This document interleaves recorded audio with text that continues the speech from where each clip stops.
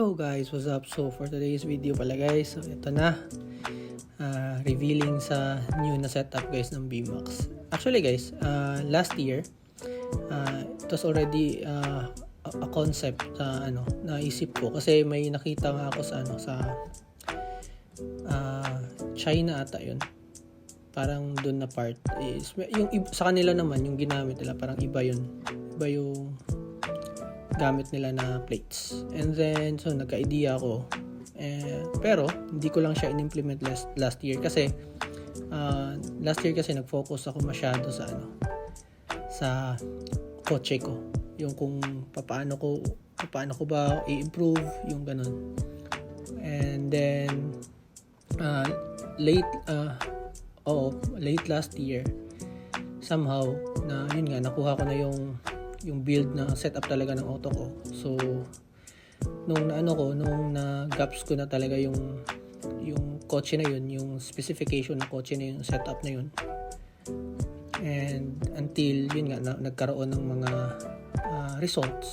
So by this time it was 2 weeks ata na nag-decide ako na yun nga ibuuhin na yung naisip ko nga na concept na FMA na yun, na build na to. But actually 3 weeks before nakita ko kasi siya ulit.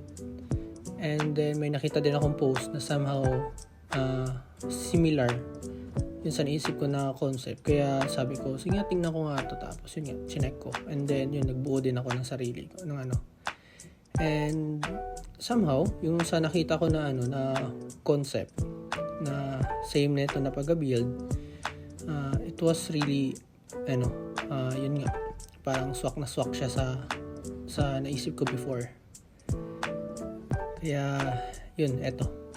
So at first guys, nakita nyo meron yung first, actually nung binild ko kasi yan 2 weeks ago, siya, nakaganyan siya, may slimline siya sa likod. But yung yung front din niyan is yung previous na build sa brake settings. Hindi ko na kasi ginalaw kasi at ang inisip ko kasi gusto ko muna siyang i-try sa ganun na setup na yung sa ilalim, yung previous build ko din na FMA sa ilalim, kung paano siya mag-react. And last weekend dinala ko to na auto for a testing purposes. Yung naka-slimline sa likod, ganyan. Somehow nakita ko naman yung potential ng setup na to. But still, di ko pa rin talaga siya totally na yung bang talaga naintindihan buong buo yung setup. But somehow nakita ko na pwede siya mabilis at the same time maganda siya sa talunan and then sa corners. So may potential sa build. And this time nung pero hindi ko kasi siya totally talaga na test dahil yun nga may event. So and this time naman is yun, binago ko na siya nung parang minix ko na yung buong yung specification na sa main na auto ko, tsaka in-apply ko dito. So dun pala sa likod guys, instead na slimline, nilagay ko sa gitna yung yan, isa na lang. But I think guys, since that time, eto kasi nung nag-install kasi ako niyan, hindi ko nahanap yung yung cylinder ko na dampers. Kaya yun yung parang burger na nilagay ko. But for me guys, ang lang talaga, ang pinakamagandang ilagay doon is yung yung cylinder. But later naman sa video na yan, makikita nyo na pinalitan ko ng cylinder yan kasi naalala ko meron pala akong cylinder na dala na dampers. Kaya pinalitan ko yun.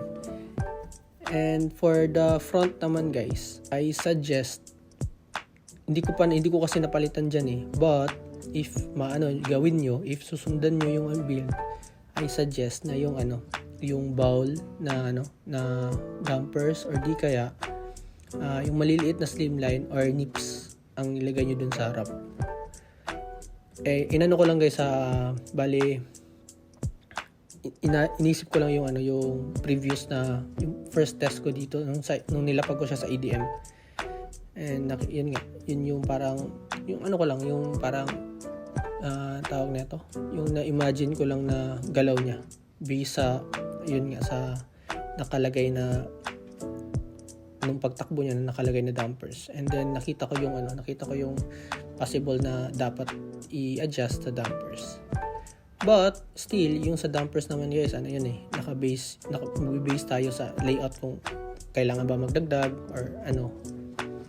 So yun yung niya lang bali ang tawag nito. Ingatan niyo lang doon. Part. And ito pala guys is hindi ako naglagay ng lock nut dyan. Lang siya. Yung nut lang talaga na normal. Tsaka yung gamit ko doon is yung na washer, nakalimutan. Spring washer yung gamit ko. The reason why spring washer ang ginagamit ko dyan guys, hindi naka-lock nut. Kasi gusto ko kasi makuha yung totally, kahit wala akong support dun galing sa ilalim na plates, gusto ko makuha yung tilting ng angle ng sa harap. So yun yung purpose ko dun. So yan yung build. And sana magustuhan nyo din. And try nyo lang din guys. So sana ma-testing ko na to sa next weekend. Tama, may may event kami. So dadalhin ko to, i-test ko to. So yan sa paglagay ko ng brace guys, ko lang yan, temporary lang yan. Nilagyan ko lang talaga as temporary. But nasa sa inyo na kung ganyan din paglagay nyo. And also nahihirapan kasi talaga akong guys yung mag-test. Nahihirapan ako mag-video sa mag-test kasi cellphone lang gamit ko. Baka naman guys pa-subscribe na lang sa mga kasi bala kong bumili nung